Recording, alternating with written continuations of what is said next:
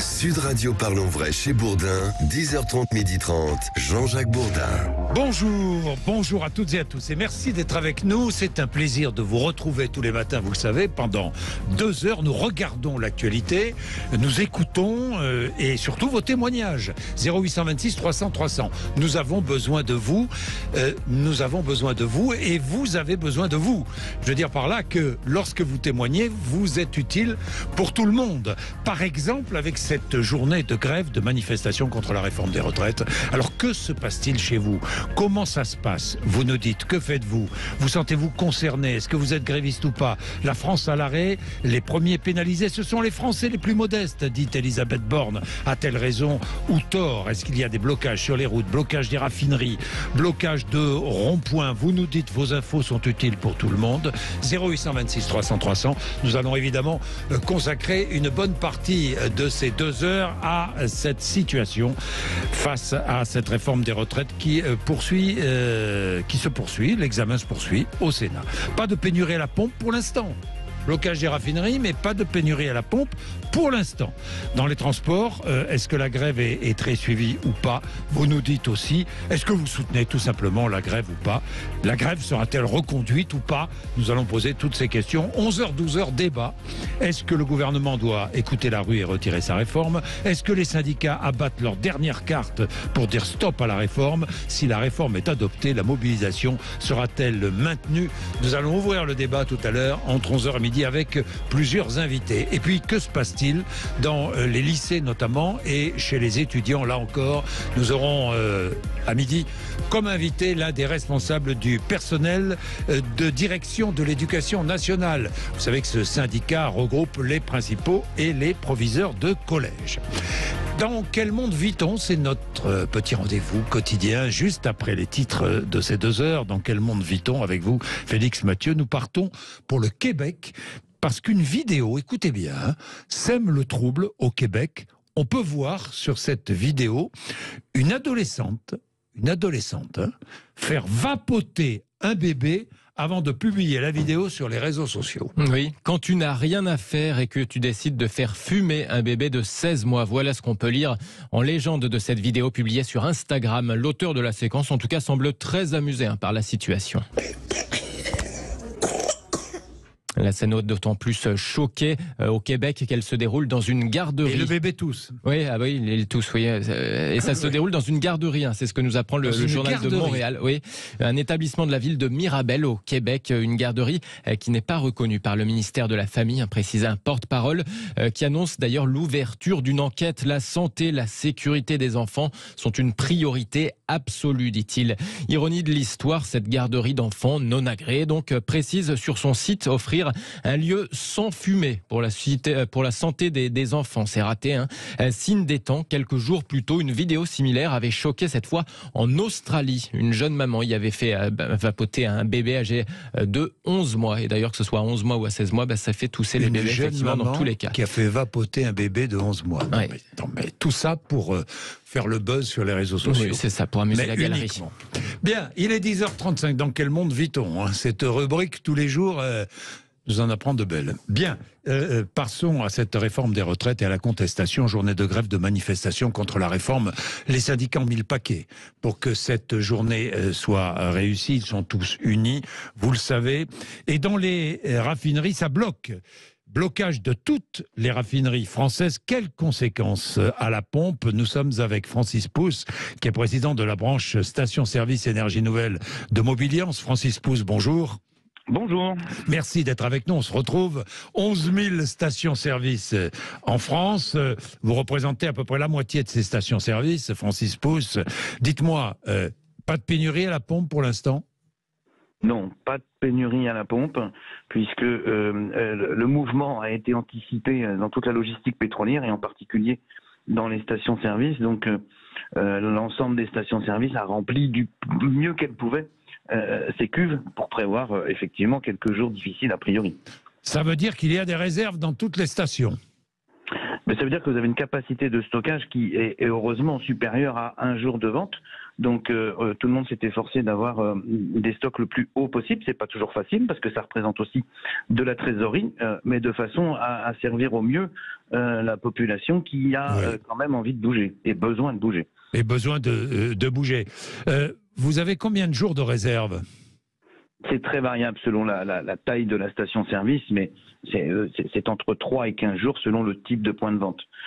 Et n'oublions pas que même si les raffineries se disent fermées, en tout cas pour la partie expédition de produits, les stations-service sont irriguées quotidiennement par les 200 dépôts prévus sur le présents sur le territoire français. Et donc c'est ces dépôts qui nous alimentent au quotidien. C'est pas spécialement les raffineries. Oui. Les dépôts, eux, ils sont pleins. On a eu la même précaution dans les dépôts. Donc aujourd'hui, effectivement, on voit quelques stations-service qui sont en rupture de produits, mais c'est essentiellement dû à quelque chose qu'on peut comprendre, mais que moi j'essaie de défendre, à savoir les fameux enlèvements de précaution qui font que les gens ont peur, ils vont à la pompe, les ventes s'accroissent et il faut le temps de réapprovisionner la station. Vous avez constaté le phénomène déjà ? C'est-à-dire que des automobilistes qui viennent faire le plein de leur voiture, mais qui en même temps font le plein de jerrycans ou de bidons ? Alors, plein de bidons, effectivement, on en a vu. D'ailleurs, je disais ce matin au gouvernement qu'il faudra probablement, via les préfectures, l'interdire rapidement. Mais c'est surtout les plaintes dans les voitures de précaution, de gens qui bougent pas forcément le reste du temps, mais qui ont pris peur. Encore une fois, ça peut se comprendre. Mais on a quand même vu des accroissements de ventes de l'ordre de 10 à 30% sur les stations ce week-end. Donc, c'est ça aussi qui pénalise après l'activité. Et c'est pour ça qu'on retrouve quelques stations en manque de produits aujourd'hui. Oui, le problème, c'est l'acheminement jusqu'aux stations, l'acheminement du carburant. Donc, les dépôts, 200 dépôts en France, plus les dépôts dans les raffineries. Pour l'instant, ces dépôts ne sont pas bloqués. Le danger, c'est le blocage des dépôts ? Effectivement, mais on n'en constate que quelques-uns aujourd'hui. Oui. Mais grâce à ces 200 dépôts, on peut très bien faire partir un camion de plus loin que d'habitude pour livrer tel ou tel service. Oui, donc, je comprends. Ça prend du temps supplémentaire, parfois un coût supplémentaire, mais c'est possible. Mais c'est possible. Dernier mot, Francis Pousse. 3 des 4 terminaux méthaniers en France sont arrêtés pour 7 jours. Quelles conséquences là ? Alors là, effectivement, c'est la partie import. Je rappelle qu'en France, on consomme grosso modo 50% d'import et 50% de produits raffinés chez nous. Oui. Donc, ça peut poser des problèmes d'approvisionnement sur la partie des produits importés, mais pareil, les stocks ont été rendus le plus haut possible pour traverser cette crise. Et puis n'oublions pas non plus que nous avons à notre disposition en cas de crise nos fameux stocks stratégiques qui correspondent à 3 mois de consommation et que ces stocks stratégiques ont été bien remplis suite à la crève de novembre et octobre, donc ils sont à un niveau optimum. Merci Francis Pousse pour ces informations utiles, très utiles. Merci beaucoup. Vous êtes sur la route. Est-ce qu'il y a des blocages? Est-ce que vous constatez, je sais pas moi, des barrages routiers ou autres? Vous nous dites 0826 300 300. Réaction à cette journée de grève et de manifestation contre la réforme des retraites. Vous êtes sur Sud Radio. Ici, tout est en direct, vous le savez. Didier et Victor sont là. Didier est à Paris. Bonjour Didier. Bonjour Jean-Jacques. Merci d'être avec nous Didier. Vous allez manifester tout à l'heure? Oui, je serai à 14h au rendez-vous prévu, Sèvres-Babylone. À Sèvres-Babylone. Vous êtes consultant. Pourquoi est-ce que vous allez manifester? Bon, vous demandez le retrait de la réforme, j'imagine? Écoutez, les raisons sont les mêmes que lors de la précédente manifestation. Rajouter au fait que tout ce que vous dites avec les auditeurs et qui est très important sur le quotidien, les conséquences sur le quotidien, mais il y en a une également qui est cette espèce d'insécurité dans laquelle nous sommes mis collectivement par le comportement de nos soi-disant responsables depuis 3 semaines. Ce qu'on a vu à l'Assemblée nationale, ce qu'on voit de la part de ministres, voire même d'élus, franchement, mais on est où? On est où dans ce pays? On prend en compte le contexte, la situation, le fait qu'il y a des millions de gens qui sont dans une situation dramatique, qu'on affronte une crise climatique dramatique. Vous avez été heurté par ce que vous avez vu du comportement des députés de tous bords, Didier? Absolument. Et du gouvernement. Et du gouvernement. Quand on a la responsabilité qui est la leur, on raconte pas des conneries, excusez-moi le terme, je mets tout ça entre parenthèses, mais on raconte pas de conneries un micro de l'Assemblée nationale, voire devant des médias, y compris raconter des mensonges, enfin... Mais, Didier, on est dans on vit dans quelles conditions, enfin, moi, Didier, c'est ce imaginons sentiment d'insécurité aussi qui renforce, puisque je pense que la réforme, il en faut une. Je pense qu'il y a des éléments qui méritent d'être pris en compte. Je reviens pas sur tout ce que tout le monde sait maintenant. Ça a eu le mérite de ce débat-là, mais après, il y a un minimum de responsabilité, de sérieux, de compétence et d'exigence à avoir pour notre pays. Enfin, Didier, oui, l'exigence, là je vous rejoins totalement. Mais Didier, j'ai une question. Si le gouvernement, si la réforme est adoptée, possible, hein, probable même, après la commission mixte paritaire entre le Sénat et l'Assemblée nationale, que faire, Didier? Est-ce que c'est la rue? Est-ce que c'est la rue qui décide ou est-ce que ce sont les élus qui décident? Moi, là, je renvoie la responsabilité au président de la République. Oui. Mitterrand, en 1982, sur l'école publique et l'école privée, a su à un moment tenir compte de ce qui se passait dans le pays. Jacques Chirac, sur le CPE, la même chose. Je pense qu'aujourd'hui, on est dans la situation identique. Donc après, c'est... aux responsables politiques de savoir ramener un climat apaisé, je ne sais pas, mais en tout cas un climat de circonstances. Parce qu'après, vous avez raison, on va où? L'étape suivante, c'est quoi? Quand on voit le niveau de détermination des uns et des autres, en rappelant quand même que moi je suis agréablement surpris et étonné par le comportement de l'intersyndicale et des organisations syndicales. Jusqu'à maintenant, mais l'étape suivante, c'est quoi? On ne va pas transformer le pays en guerre civile. Et il n'y en a qu'un qui peut arrêter ça. Bien, alors Didier, Victor est aussi avec nous. Victor n'est pas tout à fait d'accord avec vous. Victor est à Argelès-sur-Mer, dans les Pyrénées-Orientales. Bonjour Victor. Oui, bonjour Monsieur Bourdin, ravi de vous retrouver. Enfin, il y a une justice en France, c'est bien. Merci Victor. Et vous ne pouvez pas vous imaginer combien je suis heureux de vous retrouver, vous tous, auditrices et auditeurs, Victor. Mais bon, ça y est, on a refermé la parenthèse. Victor, vous êtes pour la réforme des retraites, vous? Absolument. Je voudrais poser une question à Didier. Quel est son vote au deuxième tour des présidentielles en 2022? Est-ce qu'il a voté pour Marine Le Pen ou pour Emmanuel Macron? Bonjour Victor. Vous savez, moi je suis très transparent. En 2017, j'ai voté 2 fois Emmanuel Macron. En 2022, je me suis abstenu 2 fois. D'accord. Voilà. Donc vous n'êtes pas comme ceux qui manifestent dans la rue, qui vont manifester cet après-midi, qui ont voté Macron au deuxième tour. Moi, je considère que ce sont des bouffons. C'est-à-dire que quand Emmanuel Macron, son programme d'Emmanuel Macron, il avait annoncé la couleur à 65 ans. Moi, je ne vote pas pour quelqu'un qui annonce la retraite à 65 ans et qui manifeste ensuite dans la rue pour dire non. Ce sont des gens qui sont incohérents avec eux-mêmes, donc des bouffons. Moi, j'ai été, comment dirais-je, gilet jaune de la première heure, 18 novembre 2018. J'étais un peu spécialiste des pancartes. La première pancarte, ça a été « Les ouvriers et les étudiants de mai 68 sont désormais retraités. Comprends-tu ?» en m'adressant à Macron. Et puis j'avais fait une deuxième pancarte qui avait fait un peu de bruit à l'époque. « On veut du fric pour finir le mois sans trop de mal et non du flic pour finir en larmes ou à l'hôpital. » Oui. Enfin, ça arrive un peu. Bon, mais Victor, vous êtes derrière Emmanuel Macron maintenant. Ah non, pas du tout.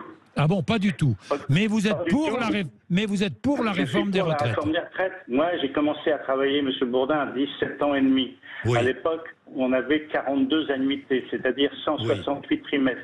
Oui. Actuellement, c'est 43 annuités, 172 trimestres. Oui. Le jeune qui commence à travailler à 18 ans, il va automatiquement avoir le droit de partir à 61 ans. Oui. C'est 43 ans de cotisation, oui. Par contre, le jeune qui commence à travailler à 24 ans, s'il veut partir à 60 ans, je ne l'empêche pas de partir à 60 ans, sauf qu'on ne lui dit pas qu'il aura une décote de 25 à 30%. Évidemment qu'il aura une décote. Il n'aura pas ses années de cotisation. Pourquoi les syndicats ne le disent pas? Oui. Parce que sinon, il va travailler jusqu'à 67 ans. C'est 43 annuités.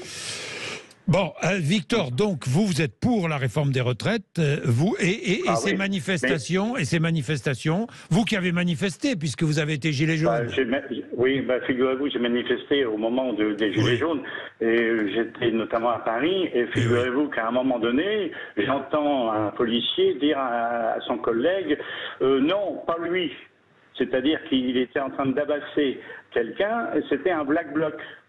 Et donc, j'ai entendu le policier dire non, pas lui. Ça veut dire quoi? Bon, Victor, merci. Didier, merci. Didier voulait dire quelque chose à Victor? Écoutez, non, moi, je fais comme lui, je suis pour cette réforme parce qu'il y a quand même des éléments... Ah, vous êtes aussi pour la réforme? Il y a des éléments objectifs indispensables, mais pas de cette manière-là, pas sur cette méthode-là.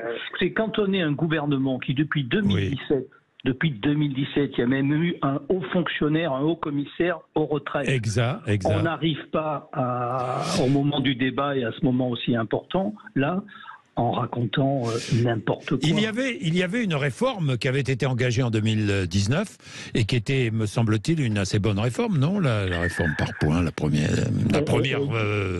Non. On peut en penser ce qu'on veut, mais en tout cas, elle permettait de corriger un certain nombre d'inégalités. Ouais. Et là, je crois que la CFDT Berger avait tout dit sur la question. Bien sûr. Ils avaient absolument, je pense que c'était une voie envisagée autre que celle qui est prévue là. Merci à tous les deux, Didier et Victor. Merci, vous voyez, c'est formidable. Racontez-nous ce qui se passe chez vous, dans votre région, dans votre département, dans votre commune. Allez-y, comment ça se passe chez vous? 0826 300 300. Nous avons besoin d'infos. Évidemment, et personne d'autre n'est mieux placé que vous pour nous donner des informations. Les caisses de grève, comment font les grévistes? Est-ce que les grévistes sont aidés? Est-ce que ces caisses de grève sont pleines? On va en parler dans un instant avec Gabriel Rosenman qui connaît bien le sujet, les sociologues, ancien cheminot, et il a beaucoup travaillé sur les caisses de grève. Il est 10h48. Pour savoir et comprendre le matin, vous êtes sur Sud Radio. Jean-Jacques Bourdin. Journée de grève et de manifestation contre la réforme des retraites. Est-ce que vous vous sentez concerné? Comment ça se passe pour l'école de vos enfants? Vous êtes peut-être enseignant vous-même. Vous êtes en grève ou pas en grève du tout? Vous êtes pour cette grève, pour cette mobilisation? Vous êtes contre cette réforme des retraites? Ou inversement, vous êtes pour la réforme des retraites? Vous n'êtes pas mobilisé? Est-ce qu'il y a des blocages sur la route près de chez vous? Vous avez des difficultés à emprunter les transports en commun? Vous nous dites 0826 300 300. Là, j'ai besoin vraiment de vos témoignages. Pourquoi? C'est pas pour moi, c'est pour vous, évidemment, parce que vos informations. Alors, nous avons une page Facebook Live, vous le savez, Sud Radio, et il y a déjà des réactions. Vous avez vu déjà des réactions? Oui, il faut croire que pour certains, c'est compliqué de continuer à perdre des journées de travail quand ils ont déjà commencé à faire grève. On a Max Duf, par exemple, qui nous répond. Il y en a qui sont déjà à sec. Il y en a qui sont déjà à sec, oui, évidemment. Alors à sec, justement, certains sont en grève et certains qui sont en grève bénéficient d'aide. Parce qu'il existe des caisses de grève, aide de la part des syndicats, par exemple, ou même de certains partis politiques. Gabriel Rosenman, bonjour. Bonjour. Merci, vous êtes sociologue, vous étiez cheminot, hein, Gabriel Rosenman. Vous êtes sociologue et vous préparez une thèse sur les caisses de grève. Les premières caisses de grève, c'est ce que vous dites, remontent à 1831 et à la révolte des canuts lyonnais. En tout cas, c'est les premières traces que j'ai trouvées dans les archives. Il y en a peut-être d'autres que je n'ai pas encore trouvées. Oui. Mais donc oui, ça remonte à 1831, qui est le moment qu'on considère souvent comme l'acte de naissance du mouvement ouvrier en France. Oui. Et donc qui était une cessation de travail qu'on n'appelait pas encore la grève, puisque à l'époque ça s'appelait coalition et c'était illégal. Oui. Et c'était les tisseurs de soie, et notamment les chefs d'atelier tisseurs, qui en prévision d'un arrêt de travail, ont mis en place une structure mutuelle pour mettre de l'argent en commun et compenser les pertes financières de la cessation de travail. Et en fait, la grève s'est assez vite transformée en insurrection à l'échelle de Lyon. Voilà, il faut savoir que la révolte des canuts, c'est 1831, et la légalisation de la grève en France, c'est 1864, seulement. Gabriel Rosenman. Aujourd'hui, y a-t-il beaucoup de caisses de grève? Est-ce que chaque syndicat a sa caisse de grève? Alors en fait, les différents syndicats fonctionnent différemment sur cette question-là. Il y a des caisses de grève abondé par des cotisations syndicales et en anticipation des conflits. C'est quelque chose d'assez rare en France. Oui. Et, en fait, il n'y a que la CFDT qui en a fait un usage très régulier, même assez institutionnalisé. C'est-à-dire que quand on est affilié à la CFDT, on verse une partie des cotisations, ça sert à nourrir la caisse de grève. C'est ça. Autour de 8% de toutes les cotisations sont attribuées à ce fonds-là, qui est la Caisse nationale d'action syndicale, qui sert à la fois à indemniser des grévistes adhérents et aussi à couvrir des frais de démarche juridique. Voilà. Il y a beaucoup d'argent dans cette caisse, vous savez pas ?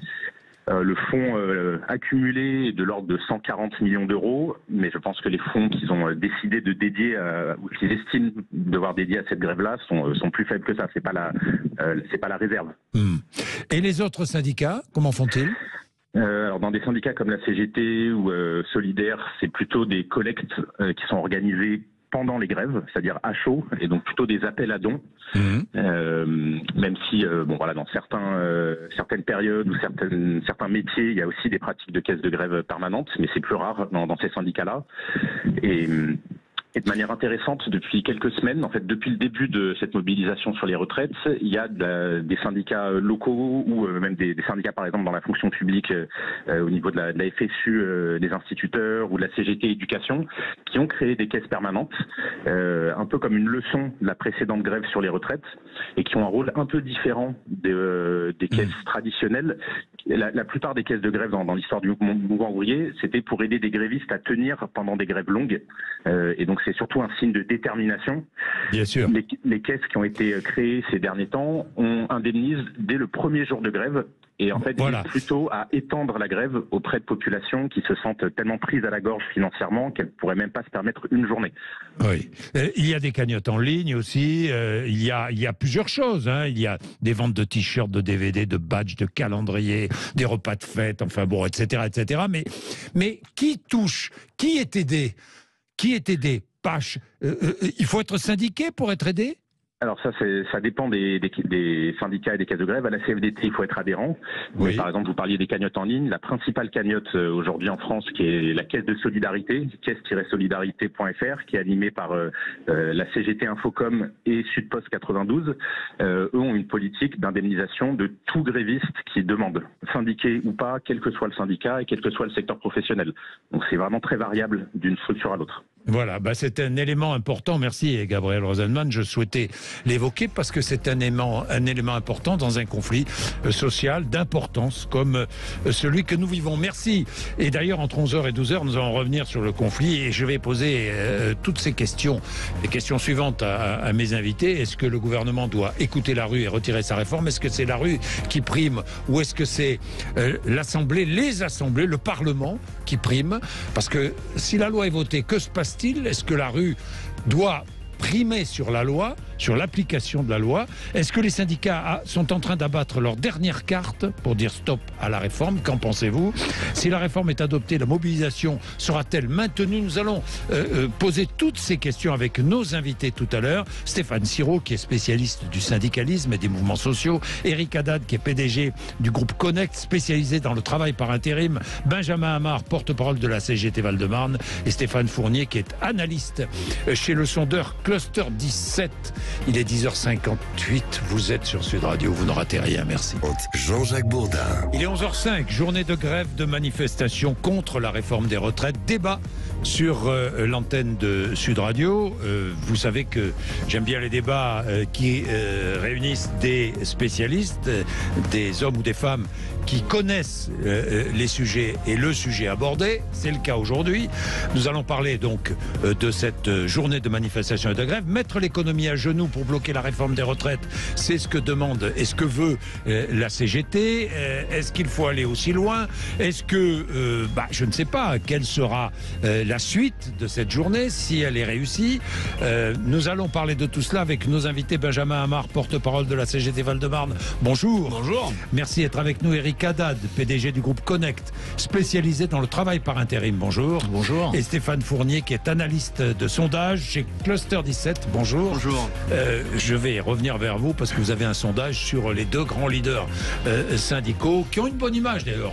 Plutôt une bonne image dans l'opinion publique aujourd'hui. Bien. Mais auparavant, je donne la parole à Stéphane Siro, qui est historien spécialiste de l'histoire des grèves en France, des conflits sociaux. Stéphane Siro, bonjour. Bonjour. Merci d'être avec nous. Stéphane Siro, j'ai une question directe à vous poser tout de suite. Journée qui s'annonce de forte mobilisation. Est-ce que c'est la dernière carte ou pas que jouent les syndicats aujourd'hui ? En tous les cas, c'est une carte essentielle parce que on arrive à un moment où, de fait, quand on regarde un peu comment le mouvement social s'est développé jusqu'à présent, oui, je dirais qu'il a été, jusqu'à cette date du 7 mars, au fond, très raisonnable, à savoir qu'il a cherché à donner quelques avertissements au gouvernement et aux parlementaires via des journées d'action ponctuelles de 24 heures, accompagnées de grèves et de manifestations qui, force est de constater, n'ont pas permis pour le moment d'obtenir quelque concession que ce soit de la part du gouvernement.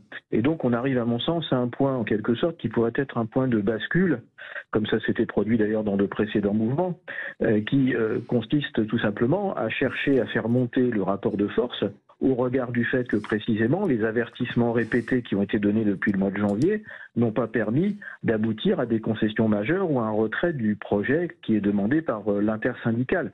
Donc ce moment, il est crucial de ce point de vue-là, parce qu'on va voir dans les jours qui viennent jusqu'où ce mouvement social peut parvenir à s'engager sur un rapport de force plus frontal via des grèves reconductibles, ce qui est généralement la manière dont les mouvements sociaux se durcissent.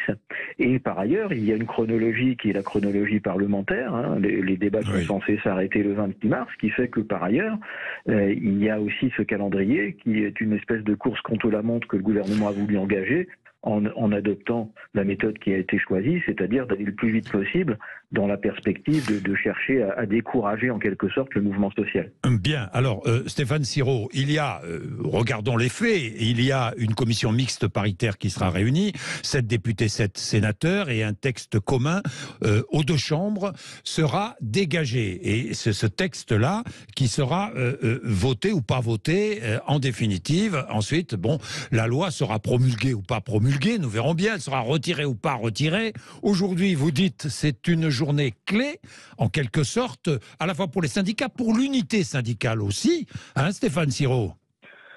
Oui, alors l'unité syndicale, je pense qu'elle se maintiendra parce que il y a de toute évidence une revendication commune forte, hein, qui est la demande de retrait des 64 ans.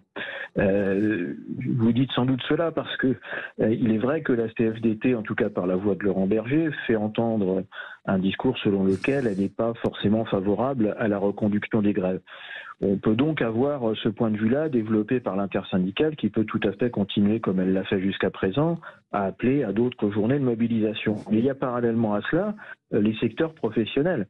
La grève reconductible, elle se construit avant tout par là. Elle se construit avant tout via les fédérations syndicales, via le syndicalisme de terrain, si je puis dire. Donc on peut tout à fait avoir un maintien de l'unité syndicale dans un cadre minimaliste, hein, si je puis dire, c'est-à-dire via des appels à des journées d'action, et puis parallèlement, la construction d'un mouvement plus reconductible via les fédérations syndicales, les secteurs professionnels, en particulier ceux qui généralement sont les plus à même de susciter une dynamique de mobilisation, ce qu'on connaît traditionnellement, hein, à savoir les transports, l'énergie, les raffineries, éventuellement l'éducation nationale aussi. Enfin bref, toute une série de secteurs, y compris les éboueurs d'ailleurs, qui s'y mettent aussi comme en 2010. Donc voilà, ça se construit sur le terrain, ça se construit par les syndicats professionnels. Stéphane Siro, certains, enfin beaucoup même, font la comparaison avec le CPE. Je rappelle que le CPE, c'était un contrat spécifique pour les moins de 26 ans, avec une période d'essai plus longue de 2 ans. Un jeune pouvait être congédié à tout moment sans justificatif, c'était cela. Le CPE voulu par Dominique de Villepin, qui était Premier ministre, texte adopté, la rue a fait reculer le gouvernement, Jacques Chirac a suspendu l'application de la loi. Est-ce que l'on peut comparer la situation aujourd'hui avec la situation de l'époque ? Ce qui est intéressant en tous les cas, c'est qu'en 2006, le mouvement de mobilisation s'était poursuivi, y compris après la promulgation de la loi. Oui. Je veux dire par là qu'au fond, il y a cette date du 26 mars, effectivement, qui est le terme du processus parlementaire. Oui. Mais le temps social, il a sa propre chronologie. Ce que je veux dire par là, c'est qu'on peut tout à fait imaginer, si en tout cas les mouvements reconductibles et la détermination sont forts, que ce mouvement se poursuive, y compris au-delà du 26 mars. Donc ça, c'est quelque chose qui n'est pas du tout exclu, comme ça s'était produit en 2006. J'ajouterais aussi, on en parle assez peu, mais sur un plan purement légal, de ce point de vue-là, législatif, on oublie aussi qu'après le 26 mars, il y aura probablement une autre étape aussi pour le gouvernement à franchir, parallèlement à l'éventualité d'un mouvement social qui se prolonge, c'est l'étape du Conseil constitutionnel, parce qu'on peut penser qu'il y aura de la part des parlementaires un recours qui sera déposé, et on se souvient que le Conseil d'État, lorsqu'il avait été consulté sur le projet de loi gouvernementale, avait été très dur sur ce projet, estimant que toute une série de ces clauses étaient contestables, et que, y compris d'ailleurs la méthode choisie, c'est-à-dire passer par la loi de finances de la sécurité sociale, était une méthode contestable également. Donc je dirais que le processus n'est pas fini. Il y a encore des étapes, il y a encore des moments forts qui peuvent laisser penser qu'on est éventuellement au-delà du 26 mars dans un rapport de force qui peut se poursuivre sur différents terrains. D'autant plus sur différents terrains, vous avez raison de le dire, et je vais vous remercier, Stéphane Siro, pour votre intervention pertinente, mais différents terrains, et notamment le terrain politique, parce que je regarde les dernières déclarations à la fois de Jean-Luc Mélenchon et de Manuel Bompard de la France Insoumise. Que disent-ils? Ils demandent aujourd'hui non pas le retrait de la réforme, ils demandent la dissolution de l'Assemblée nationale ou un référendum. Ils demandent un retour aux urnes. C'est-à-dire qu'on a franchi une autre étape sur le terrain purement politique. Cette demande, est-ce que cette demande d'ailleurs va venir perturber la mobilisation syndicale? Je ne sais pas. Stéphane Siro, merci. Merci. Dans tous les cas, merci. Alors, vous avez écouté Stéphane Siro. Je commence avec vous. Dites-nous, Benjamin Amar, vous approuviez, je vous ai vu approuver ce qu'il dit. Oui, bien sûr, mais de toute façon, je suis souvent d'accord avec les analyses de Stéphane Siro, qui sont bien souvent pertinentes. Moi, je suis, je vais vous le dire, pour y compris répondre à votre dernière remarque, là, sur est-ce que telle ou telle déclaration politique pourrait perturber la mobilisation. Moi, je vais vous dire, je suis très serein. Sur la mobilisation, je suis pas un lapin de 6 semaines sur la question du militantisme. Je milite depuis de nombreuses années. Je n'ai jamais vu, en tant que dirigeant syndical et militant syndical, une telle mobilisation. Je n'ai jamais vu ça. Il y a, à la différence d'un certain nombre de mouvements qui pouvaient être importants, y compris ces dernières années, il y a là un élément que je pense les uns et les autres on ne mesure pas assez, c'est l'aspect protéiforme de cette mobilisation. C'est-à-dire que là, on n'est pas sur une ou deux professions seulement qui seraient la locomotive. On a des taux de grévistes et on a un nombre d'assemblées générales, d'heures d'information syndicales qui sont sur un spectre beaucoup plus large qu'auparavant. La fameuse conférence de presse de 5 fédérations CGT, par exemple, qui a été énormément commentée et relayée, avec 650 secrétaires généraux de syndicats de plusieurs secteurs qui étaient présents, ça c'est un phénomène qu'on n'a pas vu depuis très longtemps. Donc effectivement, je pense que la journée d'aujourd'hui va donner le là. Oui, mais je comprends très bien, oui. Mais je pense que c'est très important. On commande beaucoup de choses, mais ça c'est la colonne vertébrale. C'est la base, dans tous les cas. Est-ce que la journée sera très, très, très, très suivie ou pas? Nous allons voir cet après-midi. Et puis les taux de grévistes, évidemment, dans différents secteurs. Non, je parlais de politique parce que Jean-Luc Mélenchon, il est déjà franchi une autre étape, lui. Lui, il a déjà oublié les journées de manifestation. Il veut une dissolution de l'Assemblée nationale et il veut... attendez. Oui, mais moi, en l'occurrence, il est passé par-dessus vous, là. Oui, mais écoutez, moi, je vais vous dire, là-dessus, je suis très tranquille. Tout en ne faisant pas, comme je le dis, du LFI bashing, parce que c'est pas ma cible. Il ne s'agit pas de faire du LFI bashing. Non, mais moi, je vous le dis, c'est pas ma cible. Je le dis régulièrement sur les plateaux télé, je ne suis pas encarté à la France Insoumise. Donc, tout va bien. Tout va très bien. Mais par contre, je suis représentant syndical et je dis une chose assez cristalline. Ce sont les organisations syndicales qui conduisent le mouvement. Point. ce ne sont pas les partis politiques. Mais effectivement, alors on me remet régulièrement les déclarations, souvent de Jean-Luc Mélenchon, mais moi je rappelle une chose simple, ce sont les organisations syndicales qui conduisent le mouvement. D'accord, mais Benjamin Hamar, s'il fait cette déclaration ce matin, c'est pas un hasard. Hein. Il le fait sans doute volontairement. D'accord. Il le fait volontairement. Oui, hein. Mais moi je vous la dis... rue c'est bien, dit-il, mais il faut une dissolution. Mais ça n'est pas notre sujet à nous. Je suis pas tellement d'accord avec les syndicats, mais là effectivement je suis d'accord avec M. Hamar. Donc non, mais moi ce qui me gêne en fait dans tout ça, M. Hamar, c'est qu'effectivement donc les syndicats aujourd'hui, donc vous vous êtes mobilisés, vous avez effectivement mis en place ce système, cette journée de grève qui j'espère ne sera pas reconductible et renouvelée, parce que sincèrement pour le pays c'est une catastrophe. Maintenant vous avez vos propres revendications, mais qu'est-ce que vous proposez en fait aujourd'hui? Qu'est-ce que vous proposez par rapport à cette réforme? Parce que j'aimerais comprendre. Le retrait. Alors, oui, mais alors je vais vous dire, ce qu'il faudrait faire, ce sera envoyer un petit mail à Madame Borne. Et Madame Borne, si elle est un tant soit peu honnête, ce que j'espère qu'elle est, elle vous communiquerait toutes les solutions alternatives que mes camarades lui ont mis sous le nez, d'ailleurs ceux de la CGT, mais également d'autres organisations syndicales, pour justement trouver des solutions de financement. Nous, on a dit deux choses à Madame Borne. D'abord, il n'y a aucune urgence de financement. Premier sujet. Deuxième sujet, quand bien même... débat dans lequel nous n'allons pas entrer. Ça c'est vrai, voilà, mais bon. Et donc, non mais je réponds à monsieur. Je réponds à monsieur.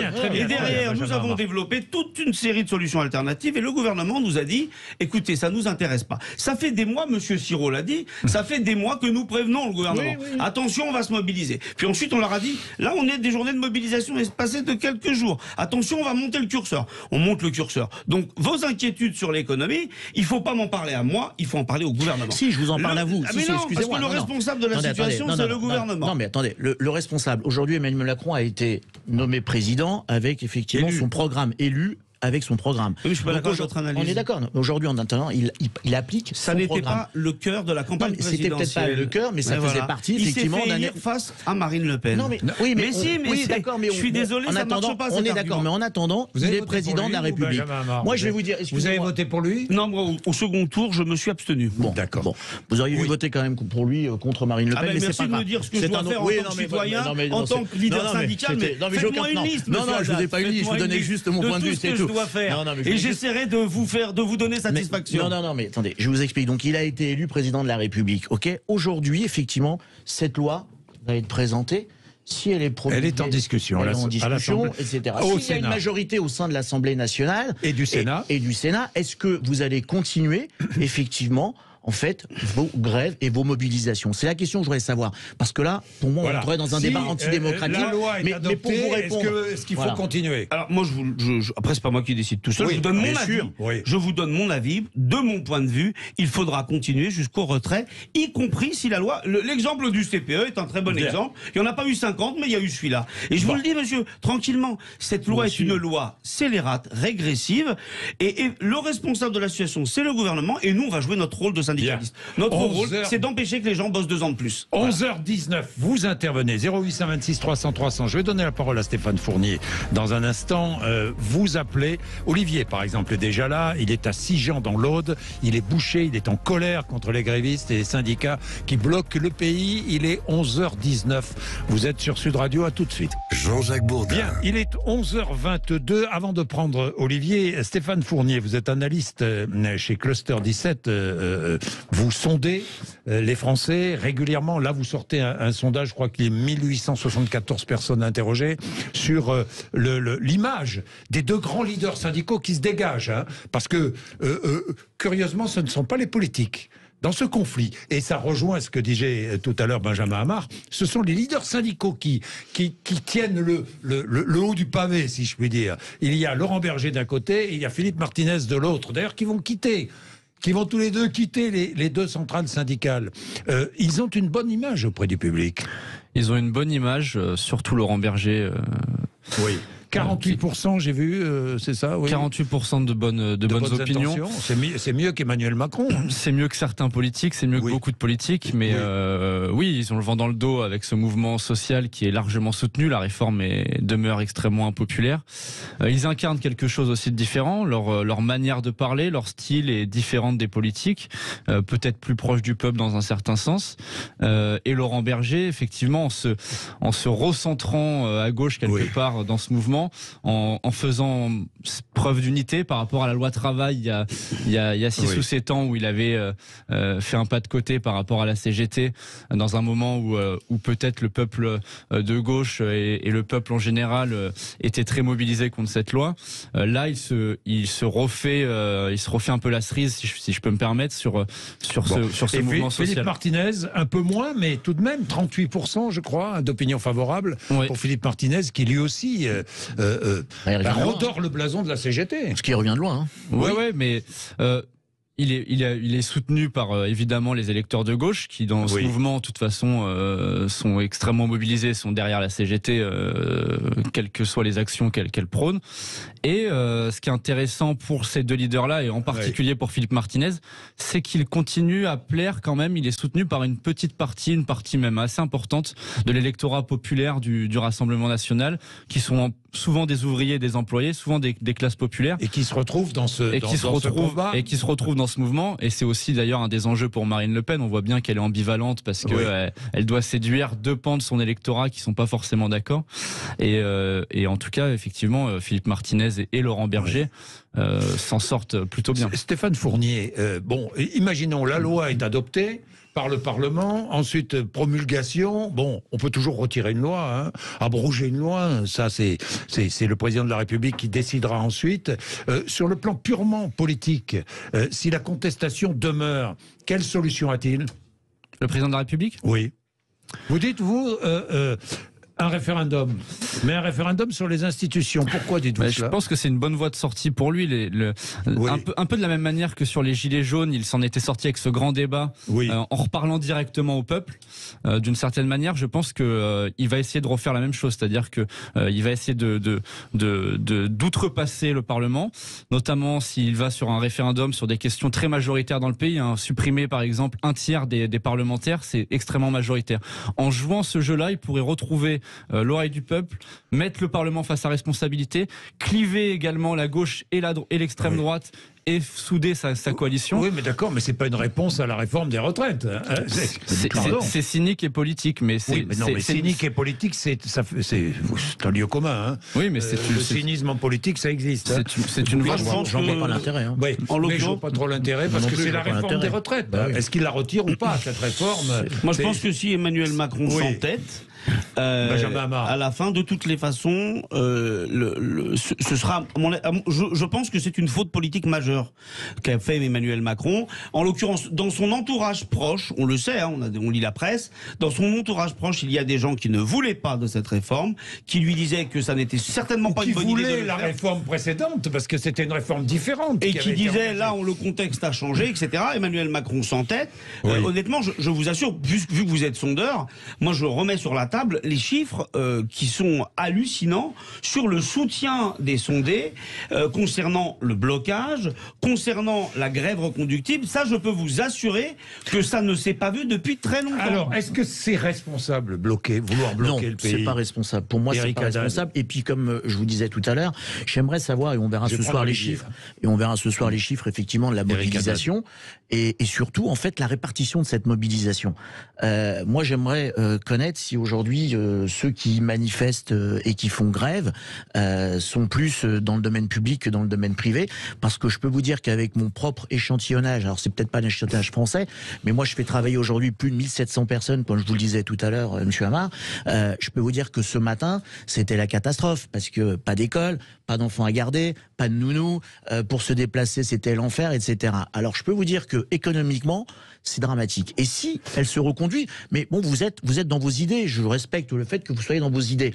Mais moi, ce qui me gêne à un moment donné, c'est que on n'est jamais dans le compromis. Vous savez, une fois, excusez-moi. Oui. Éric Haddad, juste une petite question. Attendez, les 1700 personnes que vous faites travailler aujourd'hui, est-ce que ces 1700 personnes voulaient aller travailler aujourd'hui ? Oui. Aujourd'hui, je peux vous dire, et sincèrement, il n'y a pas de grévistes dans ces 1700 personnes ? Il n'y a pas de grévistes chez nous. Je vais vous dire, on est dans le domaine du privé, et je peux vous dire qu'aujourd'hui, ils avaient les boules, parce que ce qui se passe, malheureusement, c'est qu'ils ne vont pas aller bosser chez nos clients. d'accord? Et nos permanents ne viendront pas bosser en fait dans nos agences d'intérim. Et je peux vous dire qu'ils ne sont pas payés. Mais, Monsieur Haddad, deux remarques. D'abord, je vous l'ai dit tout à l'heure, vous parlez au nom des salariés de votre entreprise. Moi, je vous mets sous le nez des intérimaires et des salariés. Moi, je vous mets sous le nez les enquêtes d'opinion qui sont faites, qui sont jusqu'à preuve du contraire le thermomètre pour mesurer l'état de l'opinion des travailleurs.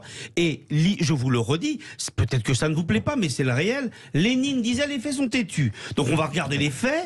Et les faits, c'est qu'il y a 65% des Français qui soutiennent la stratégie syndicale, 60% qui soutiennent les blocages et la reconduction. Ça, c'est le réel, global et général. Et maintenant, sur vos salariés qui auraient les boules, comme vous disiez, il faut les renvoyer vers le gouvernement. Parce que vous parlez de compromis, monsieur, mais jusqu'à preuve du contraire, qui impose une réforme dont personne ne veut et qui s'entête, alors que ça fait des mois qu'on le prévient, des mois. Mais je écoutez ne sais ce pas. Que je vous dis. Oui, mais je vous écoute, monsieur Amar, mais je ne sais pas si personne ne la veut. Aujourd'hui, mais monsieur, vous ne savez pas, mais je vous renvoie aux enquêtes d'opinion. Et il n'y a pas plus sourd que celui qui ne veut pas entendre. Bien, voilà. messieurs, on va prendre Olivier juste après la pub, parce qu'il faut que j'observe une petite pub. Les enquêtes d'opinion, vous avez été interpellé, Stéphane Fournier, vous allez nous dire ce que disent toujours les enquêtes d'opinion. Ça varie peu, hein. Le soutien est toujours là. Nous verrons ce soir, demain, les jours qui suivent. Olivier est à Sigean dans l'Aude, il est bouché juste après la pub. Il sera en ligne, je le promets. À tout de suite. Jean-Jacques Bourdin. Allez, il est 11h33. Comme promis, nous prenons Olivier qui est à Sigean dans l'Aude. Bonjour Olivier. Bonjour Monsieur Bourdin, vous allez bien? Oui, ça va très bien. Et vous, vous êtes bouché, Olivier?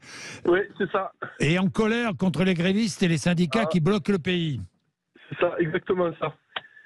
C'est à pas comprendre aujourd'hui. Je pense qu'on ne se rend pas compte de la chance qu'on a quand même d'avoir un pays comme on a, avec autant d'aide sous toutes les formes, que ce soit pour ceux qui n'ont pas beaucoup d'argent, ceux qui vont au travail. Aujourd'hui, on a une économie quand même qui est fragile parce que les maires dans les villages essayent de sortir les gens du centre-ville pour les sortir de l'extérieur. En plus, il y a ces grévistes qui bloquent les villes. Aujourd'hui, c'est se tirer une balle dans le pied. Et quand on voit la majorité des gens qui, en plus, font la grève aujourd'hui, sont principalement des gens du public. En plus, qui le midi, une fois qu'ils ont fait la grève, vont dans les restos, dans les bars pour aller dépenser de l'argent, qui sont soi-disant pas contents parce qu'ils n'ont pas assez d'argent. Ils ont les CE, ils ont les comités d'entreprise, les arbres de Noël. Olivier, plus, ils vont payer le resto avec les tickets restaurants qui pourront engraisser en plus par derrière Sodexo. Bon, à un moment, je pense qu'il faut se poser les bonnes questions. Olivier, vous êtes à Sigean. Comment ça se passe dans votre commune là aujourd'hui? C'est Frontignan, mais moi ça se passe très bien. Parce que j'ai la chance d'avoir une clientèle principalement qui est dans le privé, qui a envie d'aller travailler, qui comprend aussi que peut-être que ces 2 années supplémentaires, c'est pas par hasard. On peut pas avoir tous les avantages sociaux qu'on a en France et pas contribuer. Et je vous parle en tant que chef d'entreprise qui paye beaucoup de charges tous les mois. Un salarié ne se rend pas compte ce qui coûte à une entreprise. Tous ces gens qui sont dans la rue en train d'essayer de bloquer le pays, ils se rendent pas compte de l'argent qui nous coûte au final. Benjamin Amar, qu'est-ce que vous dites à Olivier? Je dis que Olivier, il a le droit de penser ce qu'il veut, mais même dans la région de Frontignan, il y a eu des mobilisations telles qu'on n'en a pas vu depuis très très longtemps. Et en l'occurrence, monsieur, je vais vous le dire, il n'y a pas les sondages d'opinion dont je parlais tout à l'heure concernent les fonctionnaires, mais également les salariés du privé. Et effectivement, le rejet, il est massif. Donc là, par exemple, aujourd'hui, il y a beaucoup de salariés de chez Carrefour, monsieur, qui ne sont pas fonctionnaires. Monsieur, il y a beaucoup de salariés de chez Carrefour qui ne sont pas fonctionnaires et qui vont être en grève parce qu'ils ne veulent pas travailler 2 ans de plus. Vous dites que finalement il n'y a pas d'autre solution que travailler 2 ans de plus. Ça n'est pas vrai. C'est bien d'ailleurs pour ça que l'opinion a été convaincue par l'argumentaire syndical. Et donc les perturbations économiques, monsieur, c'est le gouvernement. Alors c'est le gouvernement. Benjamin Amar, Olivier, et ensuite nous aurons Eric Haddad qui voudra prendre la parole. Olivier. Attendez, nous on a des grosses sociétés qui sont chez nous, on a la société Président, Exis, plein d'autres sociétés comme ça, qui génèrent 1000, 1500 salariés. Personne ne pose une grève.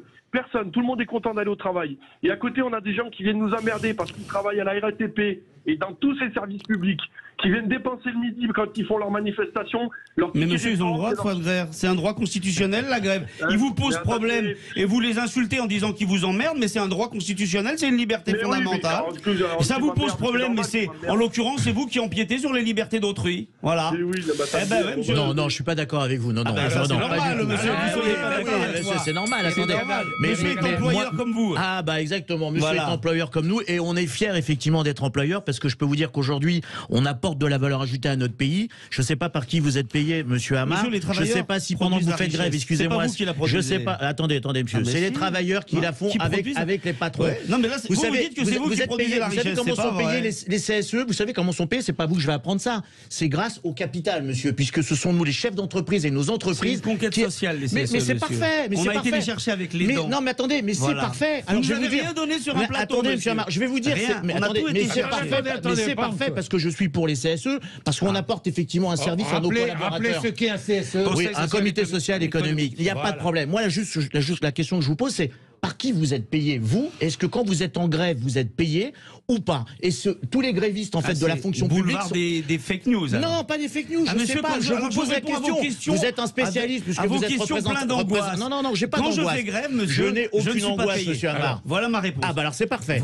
Bon bah merci. Merci pour votre franchise. Alors quand vous faites grève, vous n'êtes pas payé, c'est parfait. Exactement. Et ça me coûte cher. Eh ben si ça vous coûte cher, c'est parfait. Mais c'est pour l'intérêt général. Alors c'est parfait. Et c'est une liberté fondamentale. Eh ben c'est magnifique. La liberté fondamentale, j'y suis pas. Au contraire, contre et loin de là. Mais vous avez répondu à ma question. Donc quand vous faites grève, effectivement, vous n'êtes pas payé. Donc il n'y a aucun problème à ce niveau-là. Mais au moins la réponse est claire. Parce que beaucoup d'entre nous et beaucoup d'auditeurs ne le savaient pas. Et la liberté. La clarification est faite. La clarification est importante. Et dites-moi, la liberté, puisque vous parlez de liberté, quand vous voyez le député Boyard qui demande à ce qu'on bloque les lycées et les universités, il empêche certains. Il prive de liberté certains qui ont il ferait mieux de retourner sur les plateaux d'Hanouna, ce monsieur, parce que c'est une honte. Voilà, s'il vous plaît, je voudrais juste le dire, parce que ce monsieur, vaut mieux qu'il retourne faire du show business chez Hanouna, parce qu'une représentation de l'Assemblée nationale avec ce genre d'individu, je peux vous dire que c'est une honte pour la France. C'est une honte. Alors, qu'il retourne chez Hanouna, il touchera son petit ticket chez Hanouna, mais aujourd'hui, franchement, il ferait mieux de se la taire. De se taire. Alors, sur la question des blocages que vous posez, alors après, encore une fois, moi je ne suis pas, pour la stratégie du buzz, hein. Mais sur la question des blocages, la question de fond, je rappelle que dans tous les mouvements sociaux, vous avez des blocages d'entreprises, bien souvent, des blocages parfois d'universités ou des blocages de lycées. C'est pas nouveau. Par contre, alors sur le rapport à la légalité, moi je veux bien qu'on le mette sur la table, mais il faut qu'on le mette sur la table pour tous les sujets. Sur les réquisitions, par exemple, les réquisitions de personnel, par exemple, dans les raffineries. Il y a un truc qui est souvent un angle mort des débats, mais moi que j'aime bien remettre sur la table. Le premier à avoir fait ça, alors Emmanuel Macron l'a fait à l'automne dernier, mais il s'est inspiré de Nicolas Sarkozy, qu'il avait mis en œuvre en 2010 lors de la réforme Woerth. Ce qu'on dit rarement, c'est que Nicolas Sarkozy a été condamné par l'OIT pour cela. L'OIT, c'est l'ONU. Parce que réquisitionner des personnels avait été jugé illégal. Donc vous voyez, le rapport à la légalité dans un mouvement social, on pourrait en dire beaucoup de choses. Bien. Stéphane Fournier.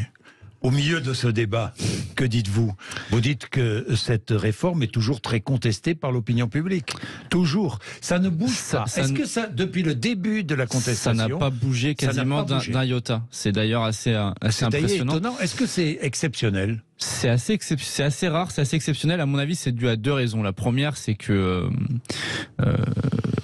la question se pose sur le report de l'âge légal. Le débat s'est engagé là-dessus. Or, tant que le débat est là-dessus, il n'y aura jamais un changement dans l'opinion majeure, puisque quand vous interrogez les Français, il y en a 40 à 50% qui vous disent qu'ils sont même pour la retraite à 60 ans. Donc, vous voyez, quand vous leur proposez de la décaler de 2 ans, vous êtes sûr de vous heurter enfin, si vous dites aux Français vous arrêterez de travailler à 50 ans, ils seront d'accord. Ils peuvent avoir des positions, par exemple sur le temps de travail, etc., qui sont beaucoup plus nuancées que ça. Et effectivement, moi je suis très étonné par ce sondage. Il y a une majorité de Français qui veulent le retour à 60 ans, et ça n'est pas vrai pour d'autres mesures sociales. C'est à entendre ça. C'est un peu dans la mythologie, c'est quasiment une mythologie, la retraite à 60 ans.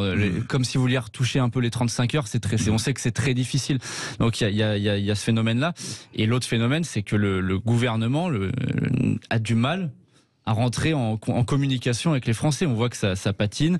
On voit qu'il y a même des communications un peu à contre-courant. La une d'Olivier Dussopt, à mon avis, dans le Parisien dimanche, elle est presque contre-productive, quoi. Dire que c'est une réforme de gauche, c'est quasiment provoquer la fraction de centre-gauche qui soutient à demi-mot, ça ne veut rien dire. Qui est passive.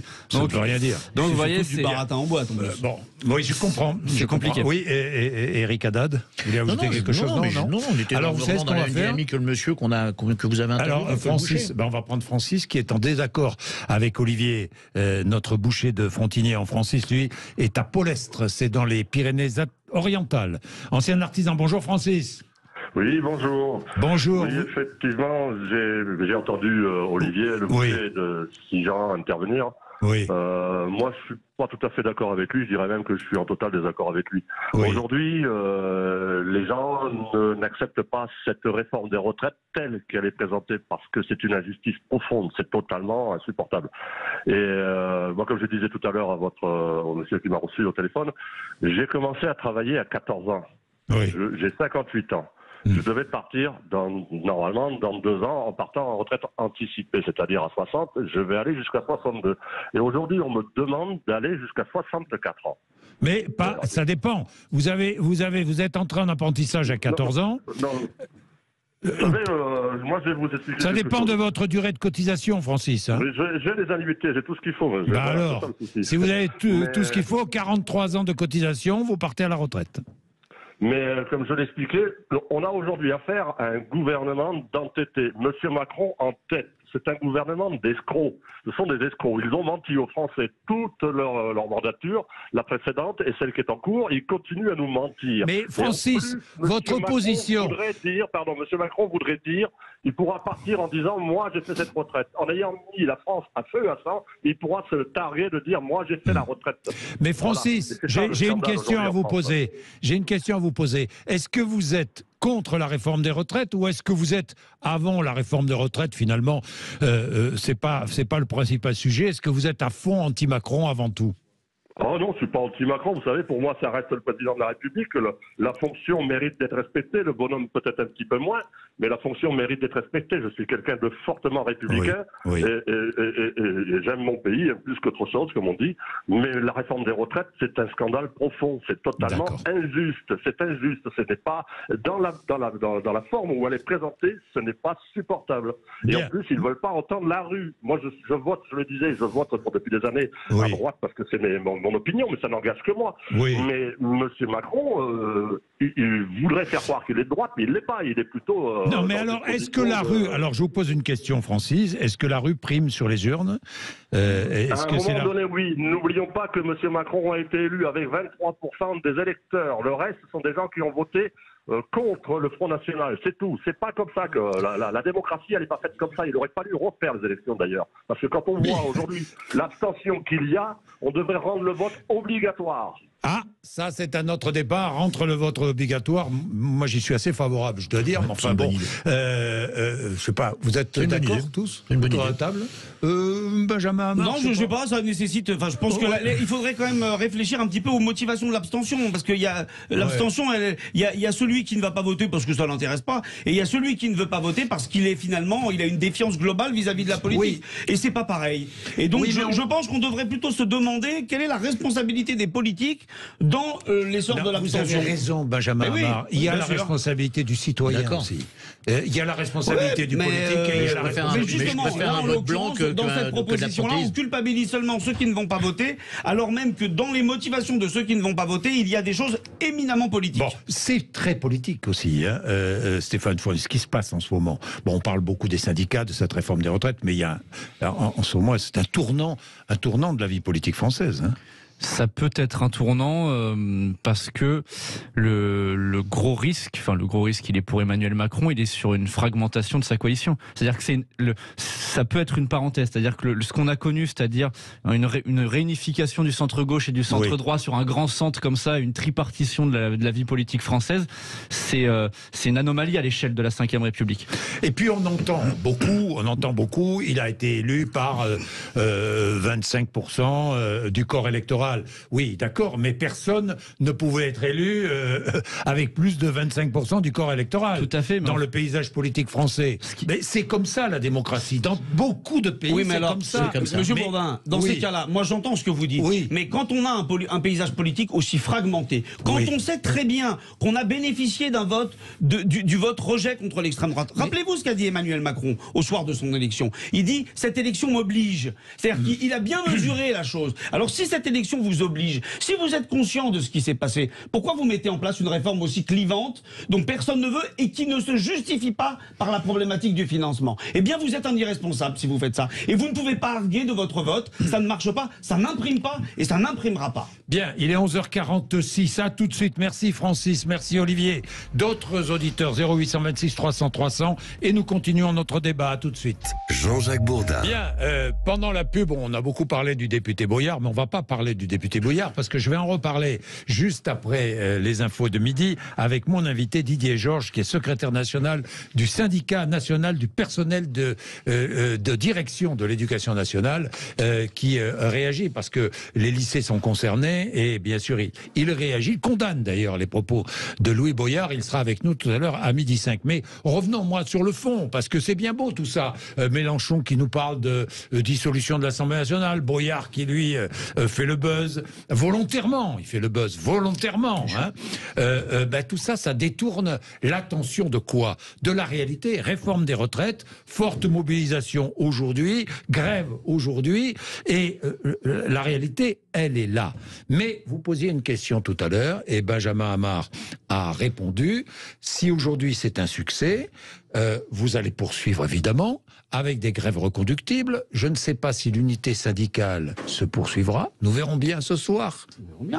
Nous verrons bien ce soir. Rappelez-vous quand même qu'il y a déjà eu des précédents où, moi je suis invité sur les plateaux depuis un certain temps de cette mobilisation, et on nous disait, ça n'est pas la ligne CGT, les autres organisations syndicales n'en veulent pas, etc. Moi je suis frappé par la capacité des organisations syndicales à trouver un chemin commun en s'adaptant aux réponses du gouvernement. Et donc, effectivement, des organisations syndicales ont reconsidéré leur position, voyant l'entêtement du gouvernement. Et donc, on travaille, je veux dire, l'interfédéral...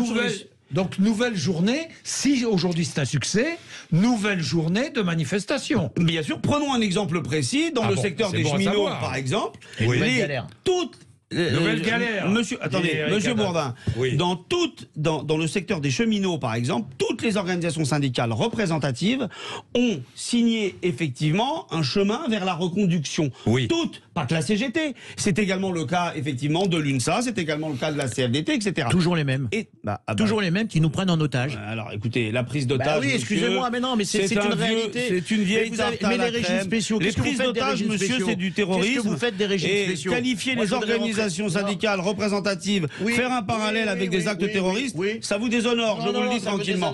Et donc, je trouve ça vraiment déplacé. Et les régimes spéciaux, monsieur, c'est un droit. Quand dites-vous des régimes spéciaux, mais c'est une liberté fondamentale. Non, moi, c'est l'égalité en fait des retraites. Vous parlez de la réforme des retraites, mais les régimes spéciaux, vous en faites quoi des régimes spéciaux? Des gens qui effectivement ont de meilleurs avantages que dans le privé. Écoutez bien, je vais vous dire un truc. Je vais vous dire. Vous êtes force de proposition. Mais bien sûr, mais moi je vais être très clair avec vous. Les régimes spéciaux, les syndicats les défendent justement parce qu'en fait, ce sont, figurez-vous, des régimes pionniers. C'est-à-dire qu'en fait, ce sont des régimes qui ont été conquis avant 1945 par la lutte. Et donc, je veux bien... les conditions de travail ne sont plus les mêmes. On n'est plus dans les cheminots en train avec les fourneaux. Que vous brandissiez les régimes spéciaux comme épouvantail, mais les Français le savent. C'est une injustice. Et ça ne les empêche pas de nous soutenir. Non, pas du tout. C'est une injustice. C'est une injustice. La stratégie... Laissez-moi vous répondre, monsieur. Vous m'avez posé une question. Laissez-moi vous répondre. En l'occurrence, la stratégie qui consiste à faire ce que faisait Philippe de Macédoine, le père d'Alexandre, divide et impera, divise pour régner, ça marche plus. Dire aux salariés, c'est quoi à côté de toi, il y a un autre travailleur qui est un privilégié à côté de toi, ça marche plus. Parce qu'en fait, tout le monde comprend bien que les salariés sont dans la mouise. Mais ça, c'est votre discours. Mais la réalité, elle n'est pas là. La réalité, elle n'est pas là. Mais je peux vous dire qu'aujourd'hui, le discours du privé, c'est de dire, ils ont toujours la possibilité d'avoir plus que nous. On ignore superbement l'état de l'opinion et les sondages. Je vous le dis, moi je vous le dis. Stéphane Fournier, alors. Qu'est-ce qu'on en pense des régimes spéciaux? Qu'est-ce qu'on en pense? Mais justement, là, c'est partagé. Ce serait beaucoup plus partagé. D'ailleurs, on se faisait la remarque tout à l'heure en antenne. Lorsqu'il a essayé de faire passer sa précédente réforme, Emmanuel Macron, le débat se portait beaucoup plus sur les régimes spéciaux. Bien sûr que là. Et donc, il y avait beaucoup plus d'espace pour faire adopter cette réforme. Il y avait beaucoup plus de soutien que cette réforme qui se focalise sur l'âge de départ et qui est là pour un mur.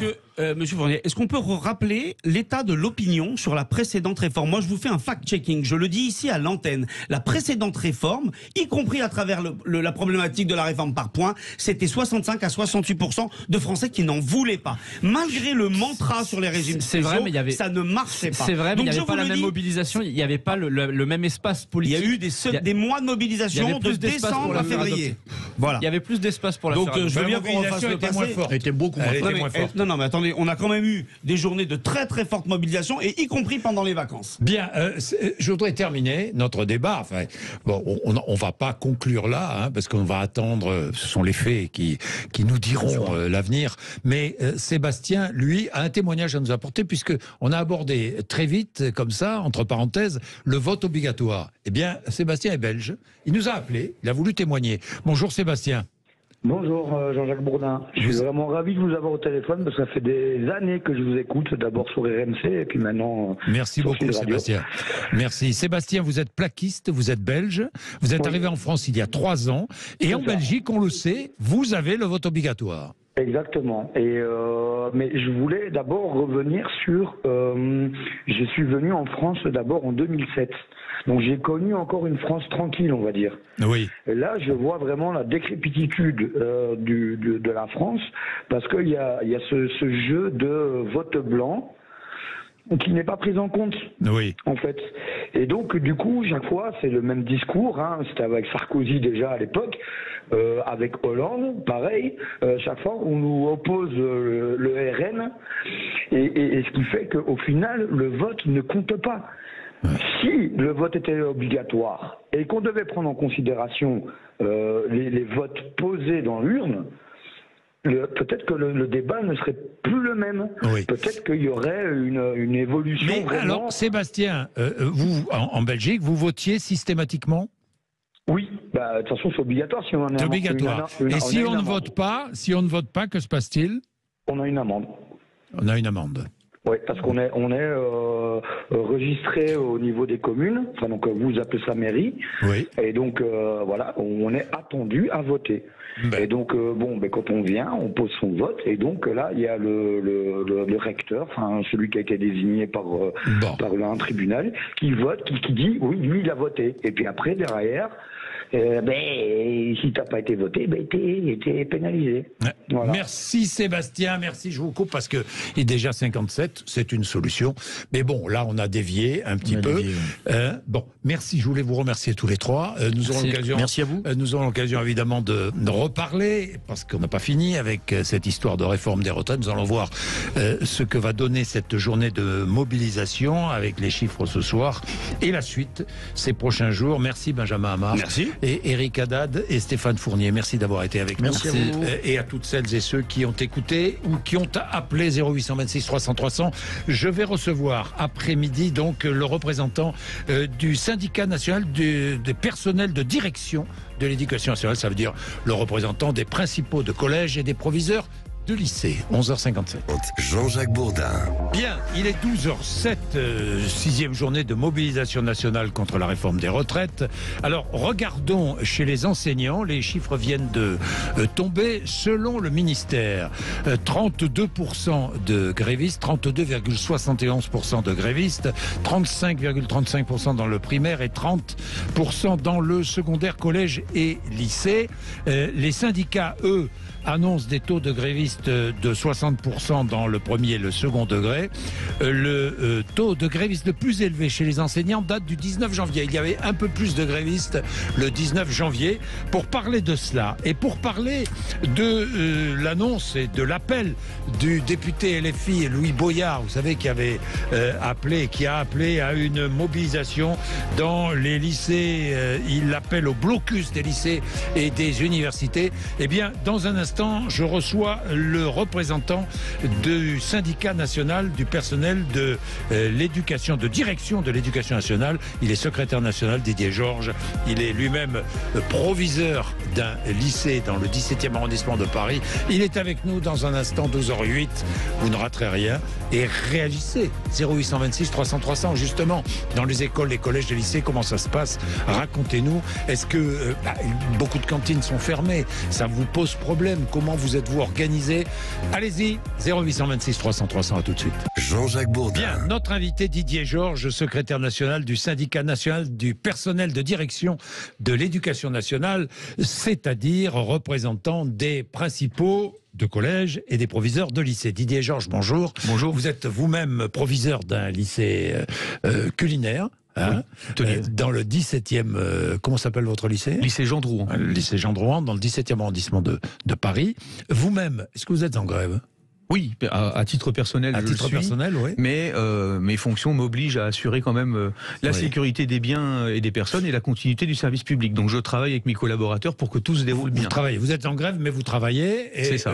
C'est le cas. Il y a beaucoup de grévistes. C'est très suivi la grève chez les personnels de direction. C'est très difficile à savoir pour cette raison. Et en fait, on ne sait pas. Oui, on sait pas évidemment. C'est très difficile à savoir et le ministère ne communique pas sur les chiffres des personnels de direction. Alors, en ce qui concerne les enseignants, nous avons des chiffres qui ont été donnés, chiffres du ministère. Alors, que disent-ils?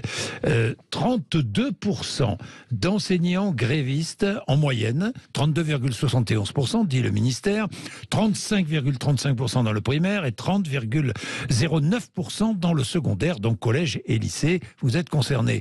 Les syndicats, eux, donnent d'autres chiffres et disent que ces chiffres tournent autour de 60%, au moins 60% de grévistes. Pourquoi cet écart entre les chiffres? Alors, la réalité est sans doute entre les deux. Parce que les modalités de calcul qui sont établies par le ministère, elles reposent... On saisit chaque matin dans une application dont le nom s'appelle Mozart, on saisit le nombre de personnels absents. Mais on le saisit par rapport à un effectif global de personnel de l'établissement. Tous, sans exception. Or, je vais prendre mon exemple pour être très clair avec vos auditeurs. Ce mardi matin, précisément dans mon établissement scolaire, j'ai 67 enseignants au global, mais je n'en avais que 41 d'attendus qui faisaient des cours ce matin.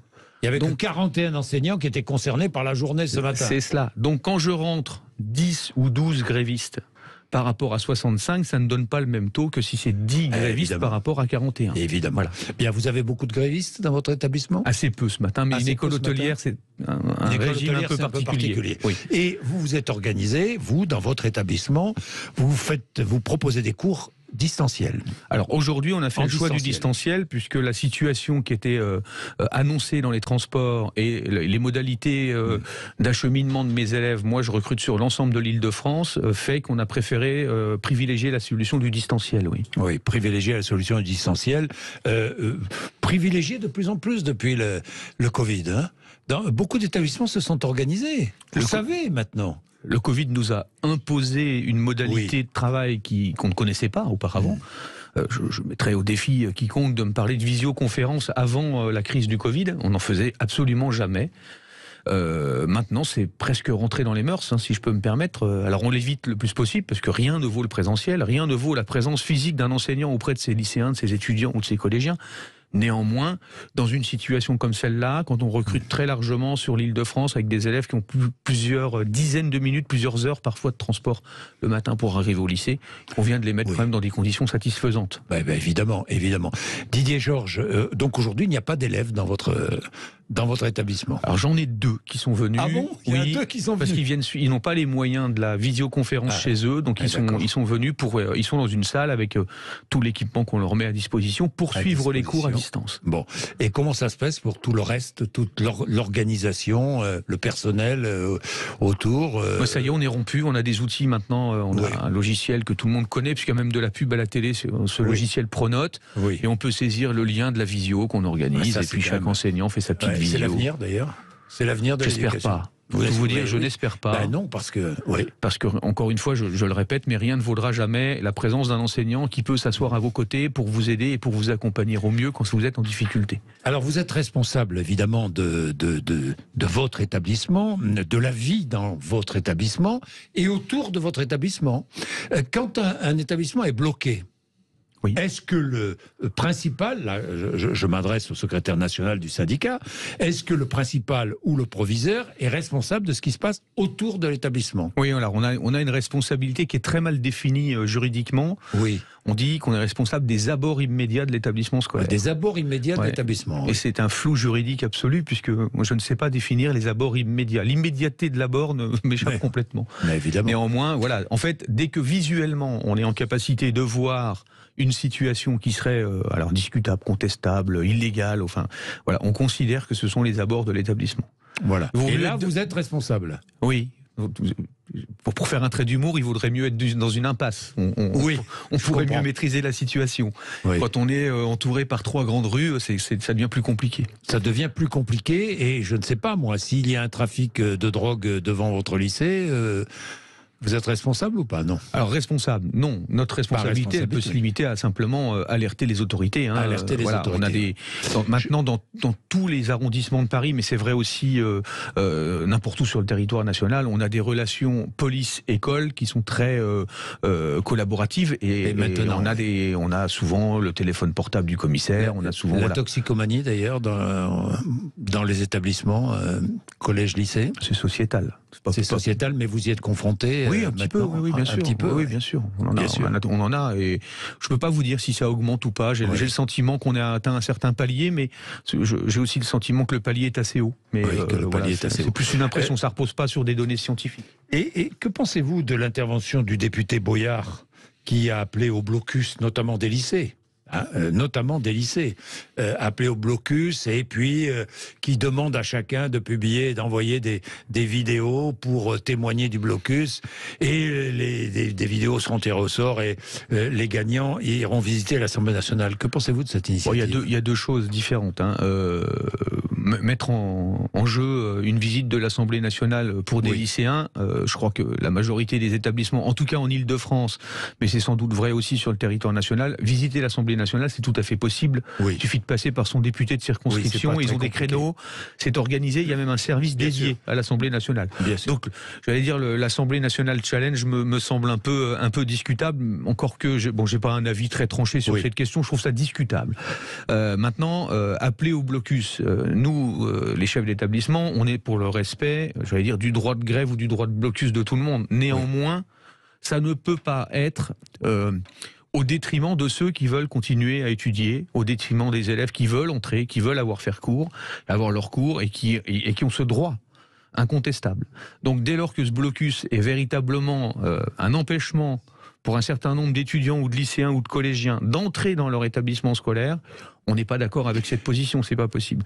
De même que l'utilisation, et on l'a vu ces dernières années plutôt, de moyens, enflammer des poubelles qu'on va mettre devant un porche de lycée, une porte classée, je pense à certains lycées parisiens qui avaient des magnifiques portes qui étaient classées monuments historiques, etc., et qu'on enflamme pour faire un peu le buzz sur les réseaux sociaux. Nous, on est forcément totalement en désaccord avec la méthode. Que pouvez-vous faire lorsqu'il y a un appel comme ça au blocus, que des élèves de votre établissement organisent ce blocus? Que pouvez-vous faire? Vous êtes responsable. On travaille avec les autorités. Parce que vous recommande de la situation. Bien sûr, monsieur. On recommande à nos collègues de ne pas se mettre en danger. C'est la première chose, parce que physiquement, on a déjà eu à travers le temps, sur les différentes séries de blocages qu'on a eu ces dernières années, des collègues qui ont été gravement blessés, parce qu'ils s'étaient interposés physiquement face à des bloqueurs. Il faut savoir que j'ai été très concerné par cela pendant quelques années, quand je travaillais sur la Seine-Saint-Denis, en particulier à Aubervilliers.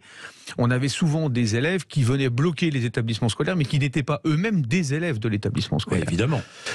C'est un peu le phénomène des black blocs qu'on retrouve sur les manifestations. Il y a des choses qui s'organisent en sous-marin, et ils viennent, alors souvent avec plus de violence, souvent avec plus de radicalité, et ça nous met vraiment en difficulté, parce qu'en plus on n'a aucune autorité, nous en tant que proviseurs, sur ces individus qu'on ne connaît pas. Évidemment. Et ça c'est très difficile. Donc attention, d'abord, la première chose c'est de ne pas se mettre en danger, et puis la deuxième chose, c'est tout de suite avertir les autorités. Donc, selon, j'allais dire, le précepte qui est dicté par le préfet, l'intervention policière peut avoir lieu ou pas. C'est très variable en fonction des préfets, c'est très variable en fonction des recteurs aussi, d'académie. Certains sont beaucoup plus stricts sur cette question, et dès qu'il y a blocus d'établissement. Dès qu'il y a empêchement pour certains élèves d'entrer dans l'établissement, ils demandent aux autorités de police de venir évacuer et de permettre à ceux qui le souhaitent d'entrer dans les établissements scolaires. Bien. D'autres sont plus sur la retenue, mais ça c'est une question de personne. J'imagine. Didier Georges, c'est passionnant. Nous apprenons beaucoup de choses et je voudrais terminer sur une enquête qui sera publiée demain. On ne va pas révéler tous les chiffres, mais il y en a un qu'on peut révéler ce matin, enfin dont on peut parler ce matin. Enquête autour de la laïcité dans vos établissements, c'est-à-dire collège et lycée. Hein, on est bien d'accord. Hein, tous les établissements du secondaire. Voilà, collège et lycée, tous les établissements du secondaire. Et le fait religieux prend de plus en plus de place dans vos établissements. Disons clairement les choses. Un chiffre, par exemple, 42% des établissements scolaires sont confrontés à des problèmes vestimentaires. Problèmes vestimentaires, on a très bien compris, qui servent à véhiculer des idées religieuses. C'est 42% des établissements. C'est cela. Donc c'est énorme. Syndicalement, avec le SNPDEN-UNSA, on a créé un observatoire national de la laïcité qui a conduit une enquête auprès de nos adhérents. Donc nous, on représente un peu plus de la moitié des adhérents. On a un taux de syndicalisation qui est tout à fait exceptionnel en France pour ce champ professionnel-là. Et on a obtenu un résultat incontestable scientifiquement, puisque 1000 établissements ont répondu dans des proportions qui sont tout à fait représentatives. Collège, lycée professionnel, cité scolaire, lycée polyvalent, etc. Et on arrive effectivement à ce que 42% de nos collègues ont rencontré depuis le mois de septembre un problème qui est lié à une tenue vestimentaire. Alors l'intitulé, pour vous le donner très exactement, c'est une tenue vestimentaire culturelle, mais qui peut être utilisée dans des manifestations cultuelles. Ça veut dire quoi? Ça veut dire concrètement, ça veut dire une abaya par exemple? Sans doute, il y a l'abaya et le camis qui sont les deux sujets dont on s'est emparé depuis le mois de septembre. Vos collègues vous en parlent souvent? Oui, parce que 42%, monsieur Bourdin. Donc, oui, mais le problème c'est que faire? Alors pour l'instant, la loi de 2004 n'interdit pas les tenues culturelles. Simplement, on sait, vous comment et moi... Si vous êtes confronté à ce problème-là, comment faites-vous? Alors si on a vous interdisez le port sur le territoire national, il y a plusieurs types de situations, si vous me permettez. Quand on a 2-3 cas dans la semaine, un échange, et ça peut se régler très rapidement par une simple discussion, ça n'est pas la place, ça n'est pas le lieu. Tu manifestes ton appartenance religieuse de manière un peu trop ostensible. On souhaite que ça s'arrête. Et je pense que 8 fois sur 10, ça s'arrête. Il faut savoir que sur le territoire aujourd'hui, il y a des endroits où c'est pas 2-3 cas, c'est plus, et que c'est plus gérable en tout cas, les chefs d'établissement que je représente ici ne peuvent pas gérer plusieurs dizaines de situations quotidiennes. Ben non.